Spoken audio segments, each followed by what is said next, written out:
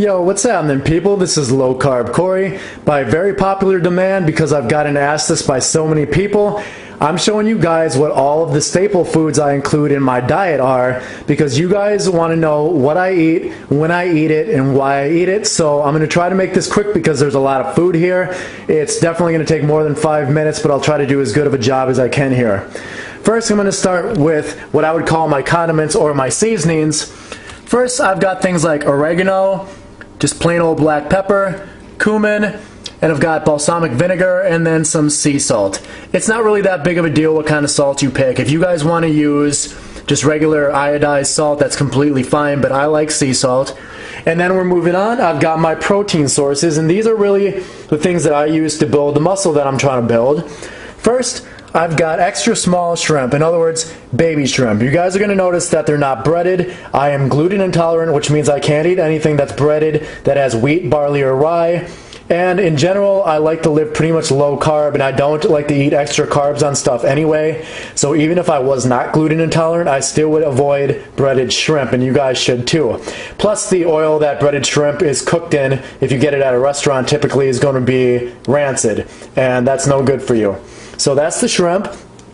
And then every once in a while, these are convenient, I will buy beef sticks, and I buy these because it doesn't have MSG in it, aka monosodium glutamate. I just did a video about this as part of a WTF or what the fuck episode last week. By the way, if you guys didn't see that, go check it out. But these are from a local farm here near me, which is Wenzel's Farm, and I really like these. Really good taste and stuff. And then I've got a Healthy Ones brand of rotisserie style chicken breast. This isn't necessarily the kind of healthy ones I get. Sometimes I'll get the honey roasted chicken or turkey. It really depends on how I feel. This is what the store had today. And just like with anything, the reason I picked this over something else is because of what's actually in it. You see, this doesn't have any modified food starch in it, which is really important for somebody who's gluten intolerant, because if it says food starch instead of, say, rice or potato starch or any other kind of specific starch, you don't know where the hell that starch is from, and it could be from wheat, rye, or barley, unless you've called the company and confirmed it or gone on something like nutritionfacts.com and confirmed what it's made from. You guys need to be suspicious, and you're better off avoiding it. Then here I've got another one of my favorite foods, which is chunk light tuna. By the way, a couple of reasons why I buy chunk light instead of regular tuna or albacore is less mercury content. This is very, very low in fat, almost no fat, almost pure protein.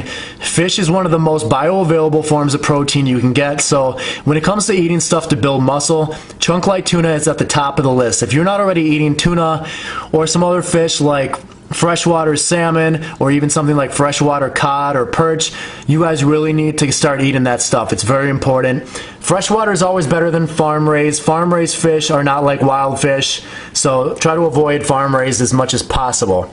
Then I've got my eggs here. Eggs are a nutritional powerhouse and a superfood. If you're one of those people that likes to throw away yolks or just buy egg whites, you're out of your mind. If you're trying to build as much muscle as possible, keep your sex hormone levels high, I'm talking testosterone guys, you need to be eating whole eggs because all the good stuff is in the yolks. There's a lot of protein in the egg whites, so that's obviously a benefit too, and that's one of the main reasons I eat them.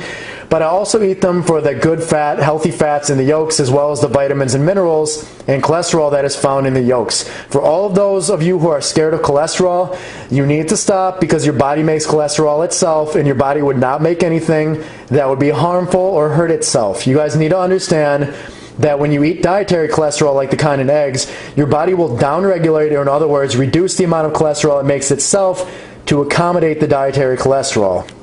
And cholesterol, really all it is what is called lipoproteins, which are basically proteins that ferry the triglycerides or fat in your blood around and tell it where to go. You are not helping yourself by restricting cholesterol at all.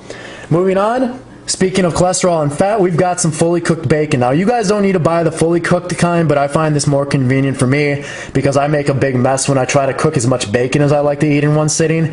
A lot of people say this isn't a bodybuilder food. Well, I'm not a bodybuilder. I like bacon. It tastes good. It's got good amounts of fat, good amount of protein, no carbs. I love it. So if you guys want to go eat some bacon, go eat some bacon. I'm having great results pairing this diet up with intermittent fasting and carb cycling, periodic low carbing and carb refeeds, and I'm having no problem with the bacon at all.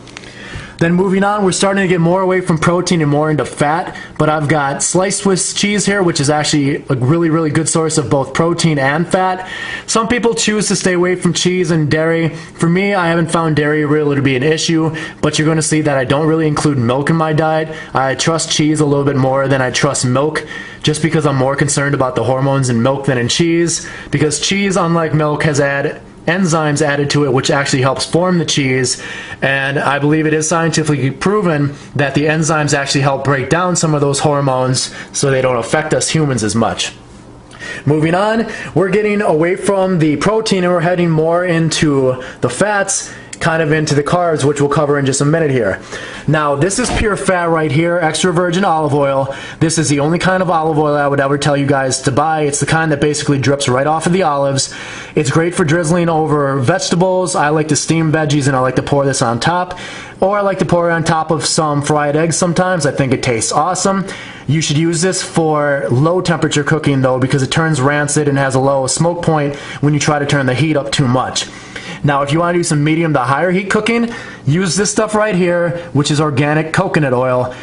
I know a lot of people have had a war on saturated fat, but if you guys still don't know that saturated fat is necessary for sex hormone production and is actually good for you, you guys need to get your head out of your ass, because that's the truth. I am not afraid of coconut oil, and I do all of my medium to high temperature cooking in it, and it tastes awesome. This stuff doesn't really taste or smell a lot like coconuts, so for those of you who don't really like the taste or smell of coconuts, it's not that big of a deal. I would highly suggest checking this out. If this isn't available, another good saturated fat that's also tropical is palm oil. Then moving on, we've got some natural peanut butter. This is the chunky kind. Doesn't really matter what kind it is, as long as it's natural or organic. You definitely don't want to buy any stuff like some Jiffy crap that's full of hydrogenated oils, which are basically trans fats. You want to go natural. If the ingredients just say peanuts or peanuts and salt, you're on point with your decision to buy that peanut butter at that point. Go for the real, go for the natural. Over here I've got really, really dark chocolate. I tell people to buy 60% cacao or higher. Obviously this is 86% cacao or higher. My brother's wife, my sister-in-law, says it tastes like dirt, but I think it tastes like delicious dirt. And this bar right here only costs like $2.68. It's got a lot of fat in it, but it also has very, very little sugar and a lot of fiber considering it's chocolate, and there is no dairy in here. So if you guys are concerned about not wanting to eat dairy but you still want chocolate, you can still have chocolate. You just got to get the dark kind. Just read the label, make sure it has no milk in it or lactose. That's all you got to do. Moving on, we've got one of my favorite foods of all time, which is almonds. These are roasted salted almonds. I prefer that they don't have vegetable oil on them, but this actually has less net carbs than the regular whole unroasted almonds do, and that's why I buy them. I also like the crunch and the saltiness. And for everybody that's concerned about too much salt in food, don't get too over concerned with it, especially if you do periodic low carbing or fasting like what I do. It's not a big deal. Your body will excrete that salt itself. Your body is not as dumb as a lot of people think it is. It has ways to get rid of toxins and extra salt, so don't worry about it. Speaking of salt, we've got more stuff with salt in it, which is Vlasic Stackers. These are kosher dill pickles, sliced into nice little thin slices. I don't like the artificial colors or the natural flavor on the label, because that's another word for monosodium glutamate, but I really don't eat that many pickles. It's not a big deal. I absolutely love the taste of pickles, and they really don't add anything nutritionally to your diet. A cucumber basically is just a little bit of a vegetable full of water. That's all it really is, guys. And the vinegar adds nothing. There's like really no calories. If I was to turn this around and show you guys the nutrition facts, it doesn't even list any calories on it. So if you guys want to throw that into some dish, maybe eat it with a couple slices of Swiss cheese or maybe some beef sticks, I think that would sound delicious. Moving on now, we are getting into the carbs. Now, I know a lot of you guys think, obviously I'm low carb Corey, I don't eat any carbs. That is completely false, but my carb intake is actually strategically timed based on my workout schedule and the hours of the day that I'm eating them. I try to get pretty much 100% of the carbs that I'm going to eat for the day within 5 to 6 hours of my workouts, which for me always occur in the morning. When I feel like it, feel really beat up, sometimes I'll like to just make some of this brown rice here. It takes 10 minutes to make. Basically a cup of water, cup of rice, I'm good to go. Pour some olive oil on top, throw some sea salt, tastes good. I also like when it's available, sweet potato chips. Yes, I know I could just go buy regular sweet potatoes, but this is convenient, and this is actually from Walmart. It's got no salt added. If it did have salt, I really wouldn't care, but I think this stuff tastes awesome. My sister thinks it tastes like dirt, but I like them. And then I've got my Ruffles Simply Natural sea salted reduced fat chips. I don't really care that it's reduced fat. I'm more concerned that it's natural. Basically, the only thing on these chips is sea salt, the potatoes, and expeller pressed sunflower oil. When it comes to oil, unless it's something like extra virgin where it falls right off of an olive, next best thing is expeller pressed because it's really minimally processed. And so that's what I'm going for.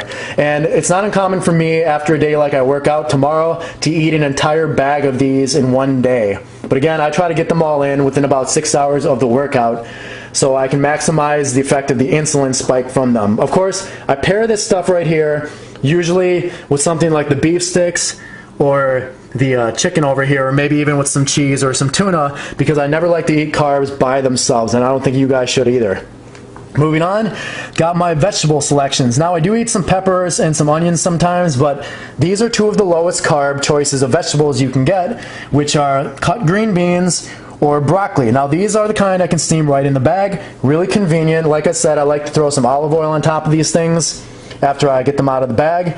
Works great for me. Throw a little salt on them, you're good to go. Moving on, based on a suggestion from one of you guys, I've switched from buying canned beans to buying beans in the bag. What's the big difference, you might ask? The big difference is these are not prepared, they're not pre-cooked, and they don't have all the salt content that comes in prepared beans that come in cans. Also, you're obviously staying away from some of the chemicals that might leach off of the cans and into the water and into the beans if you buy canned food. So this doesn't really take long at all to cook. Basically, just some water in a pan in the beans and you're good to go. Beans are awesome. If you're like me and you're gluten intolerant, but you still want to get something that's kind of in the same nutritional profile as grains, beans are a great thing to include in your diet. Moving on, I've told people not to drink fruit juice, and I stand by what I said. Fruit juice is like drinking 10 of a fruit in like 5 minutes, and that's not normal. But what is normal is whole fruit, like these raspberries here or these blueberries here. Now these are both USA products. I don't care what country you're in. I would recommend that you support your home country and try to buy things that are local and natural. So clearly these are in season somewhere in the US. I don't know where. I didn't check to see where they're from. But I choose berries because they're high in antioxidants, aka anti-cancer causing agents, and they're also the lowest sugar fruits. Things like apples tend to have a lot more sugar because they've actually been genetically altered or bred by the people who run the apple orchards to have more sugar in them, because those people, just like the rest of the food industry, know that if there's more sugar, you're more likely to eat it.